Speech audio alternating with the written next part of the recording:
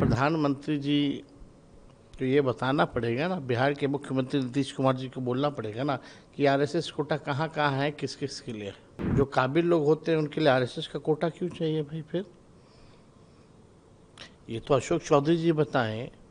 अगर आपका दामाद इतना काबिल है, पढ़ा लिखा है, कोई हमको कोई शक नहीं, हो सकते होंगे, तो आरएसएस कोटा क्यों चल रहा है फिर?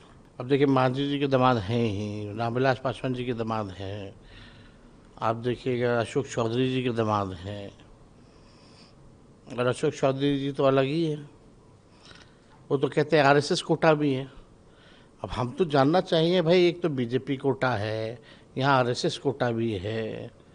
खुद तो अशोक चौधरी पे हम ज़्यादा बोलना नहीं चाहेंगे, क्या है वो बिहार की जनता असलियत उनकी जानती है, लेकिन प्रधानमंत्री जी को ये बताना पड़ेगा ना, बिहार के मुख्यमंत्री नीतीश कुमार जी को बोलना पड़ेगा ना कि आरएसएस कोटा कहाँ कहाँ है, किस किस के लिए। यही मुख्यमंत्री जी पहले कहते थे कि अमित शाह के कहने पे फलना व्यक्ति को जो है हमने दल का राष्ट्र उपाध्यक्ष बना दिया। अशोक चौधरी कहते हैं कि आयोग में आरएसएस कोटा चलता है। हम सब बिहार के लोग जानते हैं कि आरएसएस कोटा पे बिहार में नई पार्टियां भी बनाई जा रही हैं। बिहार के लोग जानते हैं, पहचानते हैं आरएसएस कोटा वाला लोग को, बीजेपी की बी टीम को। आरएसएस कोटे से जो नई नई पार्टियों का जन्म हुआ है, किस कारण हुआ है, लोग जानते हैं। और यही नहीं, बिहार चुनाव के बाद नवंबर तक ये जितनी पार्टियां, नई नई पार्टियां जो हैं, जो घूम रही हैं, वो कहीं नजर आने वाली नहीं है। आप उनके दामाद पे सवाल कर रहे हैं चौधरी जी के, लेकिन उनका कहना है कि हमारा दामाद जो है बहुत पढ़ा लिखा है, ऐसे लोगों को जाना चाहिए। तो सवाल ये भी उठता है कि नहीं वही नहीं, पढ़े लिखे हैं। हम तो इस पे कहेंगे नहीं कुछ भाई। तो दमादे बनने के बाद वो क्यों बने? सरकार तो नीतीश जी की 20 साल से है, दामाद बनने से पहले ही बन जाते हैं।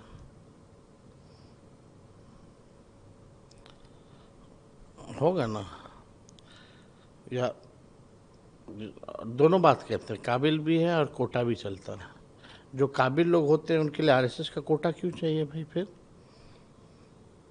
ये तो अशोक चौधरी जी बताएं। अगर आपका दामाद इतना काबिल है, पढ़ा लिखा है, कोई हमको कोई शक नहीं, हो सकते होंगे, तो आरएसएस कोटा क्यों चल रहा है फिर? एलएलबी भी अगर की है तो हमको तो कभी वकालत करते हुए लोग नजर नहीं आए।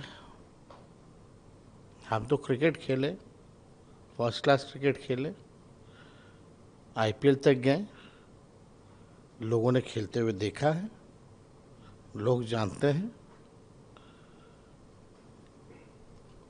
उनका कहना है कि आज जब आपके बारे में सवाल किया गया तो चौधरी का कहना है कि आरजेडी जो है पर 25 सीटों पर सिमट जाएगी।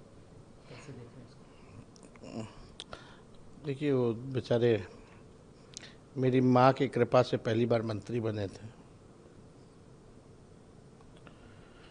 फिर कांग्रेस पार्टी में गए, कांग्रेस पार्टी में ही थे, उनके पिताजी कांग्रेस पार्टी में थे, माँ के कैबिनेट में ही माँ की कृपा से, कांग्रेस पार्टी की कृपा से वो मंत्री बने। अब जहाँ भी जाएं, कहीं भी जाएं, खुद जेडीयू कोटे से हैं, बेटी एलजेपी कोटे से हैं, दामाद आरएसएस कोटे से हैं, खुद बीजेपी के गठबंधन की सरकार में हैं। ऐसे लोगों का कोई क्रेडिबिलिटी नहीं होता। जिस थाली में खाते हैं उसी में लोग छेद करते हैं, और इसीलिए लोग नीतीश जी को अचेत अवस्था में देख करके इन लोगों को लग रहा है कि इन लोगों को ईश्वरीय वरदान मिल गया है, जितना मलाई रेवड़ी पार्टी में बांटना है बांटो, लेकिन निशांत को नहीं आने देना है। अपना बाल बच्चा सेट करेंगे अशोक चौधरी जी, एमपी बना देंगे।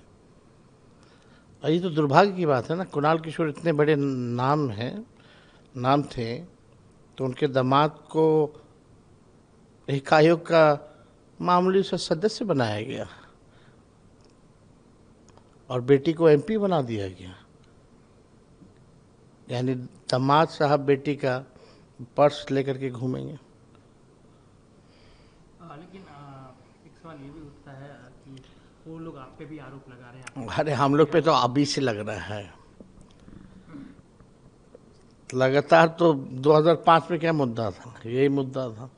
2010 में क्या मुद्दा था, यही मुद्दा था। 2015 में क्या मुद्दा था, यही मुद्दा था उनके लिए। 2020 में क्या मुद्दा था, यही मुद्दा था। 2025 में भी यही मुद्दा है। उनके पास उपलब्धि अपनी है नहीं ना सरकार की, ना भाजपा ना ही आपका बीजेपी, कोई उपलब्धि नहीं है। ना उनकी छोटी मोटी सहयोगी पार्टी तो छोड़िए, वो तो जो जितना दाना देगा उतना हमें संतुष्ट रहेगा। लेकिन आप ही बताओ, प्रधानमंत्री जी अगर परिवारवाद के खिलाफ अगर बोलते हैं, ये लोग हमारे परिवार को गाली देता है, तो प्रधानमंत्री जी के जो बीजेपी कोटे के जो डिप्टी सीएम बिहार में हैं, उनके पिता कौन है? उनकी माता जी चुनाव लड़ी, उनके भाई जदयू कोटा में हैं, खुद बीजेपी कोटा से हैं। पिताजी भी हर पार्टी में रह लिए, बेटा भी हर पार्टी में रह लिया। माँ भी चुनाव लड़ी, कहाँ से लड़ी, कौन लड़ाया?